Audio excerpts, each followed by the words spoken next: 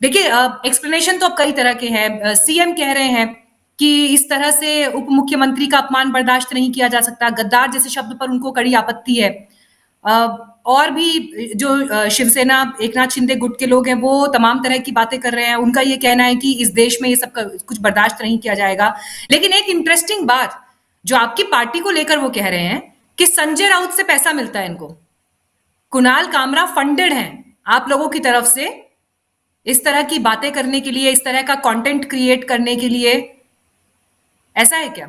राउत ये बेचारे वहां पर एडिटर है, वो कहीं पैसे वैसे देते नहीं। लेकिन ये कुणाल कामरा हमको चुनाव के वक्त मिल जाते तो हमारे स्टार प्रचारक ही बन जाते। क्या बोला उन्होंने, थाने के रिक्शा चेहरे पे दाढ़ी दे, तो उन्होंने ये बताया कि ये ऑटो रिक्शा चलाने वाले थे, गुवाहाटी में जाके छुप गए थे। मैं क्या कहूँ इनको, मैं तो गद्दारी कहूंगा, ऐसा वो कहते हैं। बाद में वो कहते हैं कि भाई मंत्री नहीं है, ये दल बदलू है, ये भी कहा उन्होंने। और जिस थाली में खाते हैं उस थाली में छेद गिराते हैं कहा। मंत्रालय से ज्यादा वो मोदी शाह के गोदी में बैठते हैं, ऐसा उन्होंने कहा। धनुष्य बाण तो ले ही लिया, यानी पार्टी तो छीन ही ली उद्धव जी से, उनका बाप भी उनसे चुरा रहे हैं। ये इतनी बातें कही। अब इन्होंने गद्दार कहा, इन्होंने क्या है, वो जिस थाली में खाते उस थाली में छेद करते, फडणवीस के गोदी में बैठते, ये सब कुछ कहा। लेकिन कहने का लहजा जो था, ये तो हमारे सब शिवसैनिक में नई चेतना ला दिया। इसलिए देखो, महाराष्ट्र ने गद्दारों का कभी सम्मान किया नहीं, और गद्दार गद्दारी होते हैं।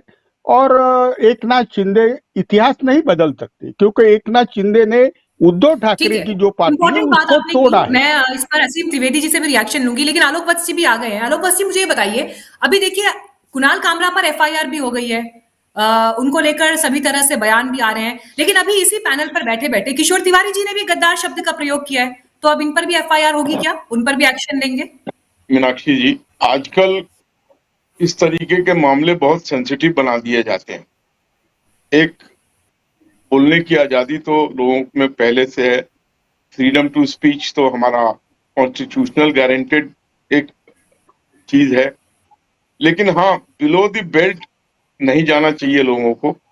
आई मीन, आप सब कुछ कह सकते हैं, लेकिन आप किसी पर्टिकुलर व्यक्ति को अपने से अलंकृत नहीं कर सकते कि वो गद्दार है या कुछ और है। ठीक है, आप उनका कैरिकेचर उतारिए, महात्मा गांधी के भी कैरिकेचर उतरते हैं और उनके ऊपर भी तरह तरह से व्यंग्यात्मक लोग लेते हैं, लेकिन इस तरीके का एकदम व्यक्तिगत प्रहार, एकदम क्लिस्टर क्लियर, और उसके बाद गद्दार शब्द का यूज करना, specially the man who is in power and he has been the chief minister and now also he is the deputy chief minister. तो लोकतंत्र में लोग किसको लाइक करते हैं वो ज्यादा इंपॉर्टेंट होता है।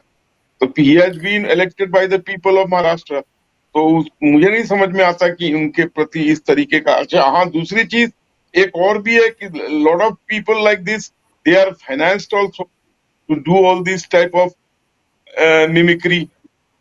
लेकिन जिन लोगों ने वहां होटल में तोड़फोड़ की या वहां पर वैंडलिज्म किया, मैं उनके साथ नहीं हूं, मैं उनकी पूरी भर्त्सना करता हूं। आपको लोकतंत्र में अधिकार है प्रतिरोध करने का, आपको अधिकार है एफआईआर कराने का, आपको अधिकार है रोष प्रकट करने का, लेकिन आप लॉ अपने हाथ में लेके खुद ही उसके प्रणेता बन जाते हैं कि अच्छा इसने मुझे। अच्छी बात है ये कि आप कम से कम इसकी आलोचना कर रहे हैं, लेकिन मैं तो अगला सवाल आपसे यही पूछने वाली थी कि एफआईआर वगैरह ये सब कराने की जरूरत क्या है? आपके लोग तो जाकर ऑन स्पॉट इंसाफ कर रहे हैं, तो करने दीजिए फिर उनको। क्यों ये सब पुलिस कानून, एफआईआर, ये सब कंप्लेंट्स का दिखावा करने की क्या जरूरत है देश के सामने, महाराष्ट्र के सामने? और पॉइंट नंबर 2 ये है, आपने कहा कि जो डिप्टी सीएम हैं अभी और फॉर्मर सीएम भी रहे हैं, उनके लिए ऐसे शब्दों का प्रयोग नहीं किया जा सकता। मैं आपसे ये समझना चाहती हूँ, अगर कोई पद पर बैठा है, कोई गद्दी पर बैठा है, तो क्या इस देश में उसकी आलोचना करना, कार्टून बनाना, मिमिक्री करना, एक तंज कसना, सैटायर, ये अपराध हो गया इस देश में अब? देखिए, आपने सही बात कहा, तंज कसना बिल्कुल अलाउड है, मिमिक्री करना बिल्कुल अलाउड है, but you cannot give him a name. आप कौन होते हैं उनको गद्दार घोषित करने वाले? नहीं, ये तो उन्होंने आपको नाम कहाँ लिया? उन्होंने एकनाथ शिंदे जी का नाम नहीं देखिए लिया। ये तो आप लोग देखिए समझ रहे हैं कि वो सारी उनके बारे में कह रहे हैं। जिस तरीके की उन्होंने मिमिक्री की है, वो एक डेफ पर्सन को भी पता लग जाएगा कि who is he Poynting eight. और उसमें ये कहना कि ये गद्दार हैं, ये उनको राइट नहीं है किसी को गद्दार घोषित करने। I disagree on this point. मैं इसके सहमति में नहीं हूँ। मीनाक्षी लेकिन हाँ, मीनाक्षी मैं बात मिमिक्री ठीक है कर सर, सकते किशोर हैं, जी, आप ठीक है, खूब मिमिक्री कीजिए, रिएक्शन दीजिएगा, कैरिकेचर मुझे बाकी बनाइए, मेहमानों के पास भी जाना है। ठीक है, एक सेकंड। हाँ जी, किशोर तिवारी जी, कैरिकेचर रिएक्शन बनाइए, दीजिए। मिमिक्री कीजिए, वो सब आपको बिल्कुल आपके आजादी के तहत है। लेकिन आप व्यक्तिगत आक्षेप नहीं, ये नहीं कौन कर सी सकते। आजादी है जो बोलकर दी जा रही है? ये कौन सी आजादी है जो एक डिस्कशन के पैनल पे बोल के दी जा रही है?